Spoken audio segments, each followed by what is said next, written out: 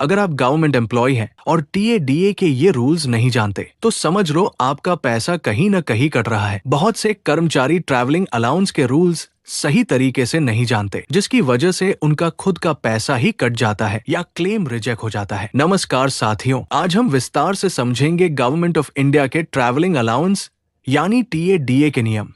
अगर आप central government, CAPF या किसी भी सरकारी विभाग में हैं, तो ये जानकारी आपके लिए बहुत जरूरी है। सबसे पहले समझते हैं कि टीएडीए होता क्या है। जब भी आप ऑफिशियल ड्यूटी के लिए अपने हेडक्वार्टर से बाहर जाते हैं तो सरकार आपको ट्रैवल, रहने और खाने का खर्च देती है। इसी को टीएडीए कहा जाता है। अब बात करते हैं ट्रैवल एंटाइटलमेंट की।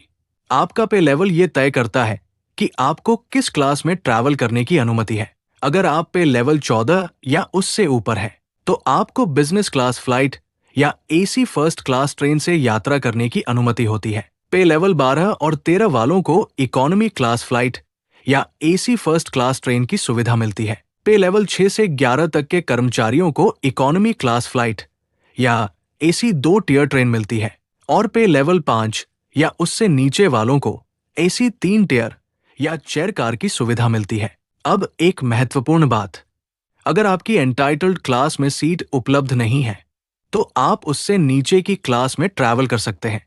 अब बात करते हैं प्रीमियम ट्रेन्स की, जैसे राजधानी, शताब्दी और दुरंतो। इन ट्रेनों में भी आपको आपके पे लेवल के हिसाब से ही क्लास मिलती है और तत्काल या डायनामिक फेयर का रिएम्बर्समेंट भी मिलता है। अब आते हैं रोड ट्रैवल पर। अगर किसी जगह पर रेल कनेक्टिविटी नहीं है तो आप एसी बस या सामान्य बस से ट्रैवल कर सकते हैं। अगर आप अपनी प्राइवेट कार, टैक्सी या स्कूटर से यात्रा करते हैं तो आपको पर किलोमीटर के हिसाब से अलाउंस मिलता है। अब समझते हैं डेली अलाउंस यानी डीए, जो सबसे ज्यादा कंफ्यूजन वाला हिस्सा होता है। टीएडीए में आपको 3 चीजों का खर्च मिलता है: होटल अकोमोडेशन, फूड चार्जेस और लोकल ट्रैवल।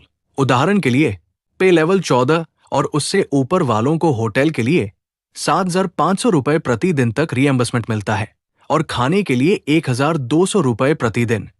पे लेवल 12 और 13 वालों को 4,500 रुपए होटल और 1,000 रुपए फूड अलाउंस मिलता है। पे लेवल 9 से 11 तक के लिए होटल लिमिट 2,250 रुपए और फूड 900 रुपए होता है। पे लेवल 6 से 8 के लिए होटल 750 रुपए और फूड 800 रुपए होता है और पे लेवल 5 या उससे नीचे वालों के लिए होटल 450 रुपए और फूड 500 रुपए होता है। अब एक बहुत महत्वपूर्ण बदलाव, फूड अलाउंस अब लंपसम दिया जाता है, यानी इसके लिए आपको कोई बिल देने की जरूरत नहीं होती। अब समझते हैं डीए का कैलकुलेशन टाइम के हिसाब से। अगर आपकी एब्सेंस 6 घंटे से कम है तो आपको केवल 30% अलाउंस मिलेगा। अगर 6 से 12 घंटे के बीच है तो 70% मिलेगा और अगर 12 घंटे से ज्यादा है तो पूरा 100% अलाउंस मिलेगा। अब आते हैं सबसे जरूरी पॉइंट पर, डियरनेस अलाउंस यानी डीए का इफेक्ट। जब डीए 50% तक बढ़ चुका है तो टीएडीए के सभी रेट्स 25% बढ़ गए हैं। यानी जो रेट्स 7वें पे कमीशन में दिए गए थे वो बेस रेट्स थे और अब डीए बढ़ने के साथ ये रेट्स भी बढ़ गए हैं। उदाहरण के लिए अब एक प्रैक्टिकल एग्जाम्पल समझिए। अगर आप पे लेवल 5 में आते हैं तो आपको 500 रुपए प्रतिदिन फूड अलाउंस मिलता है और जब डीए 50% हो चुका है तो ये 25% बढ़कर लगभग 625 रुपए प्रतिदिन हो गया है। इसी तरह hotel, food allowance, taxi charges और माइलेज रेट्स भी बढ़ गए हैं। इसके अलावा ट्रांसफर टीए भी मिलता है, जिसके बारे में हमने पहले विस्तार से दूसरे वीडियो में जानकारी साझा की है। आप उसे भी जरूर देख सकते हैं। अंत में बस इतना ध्यान रखें, हमेशा अपने एंटाइटलमेंट के अनुसार ही क्लेम करें ताकि आपको किसी भी प्रकार का फाइनेंशियल लॉस न हो। अगर आपको ये जानकारी उपयोगी लगी हो तो इसे अपने बाकी साथियों के साथ जरूर शेयर करें। धन्यवाद। ऐसी ही जरूरी जानकारी के लिए हमारे पेज को फॉलो जरूर करें।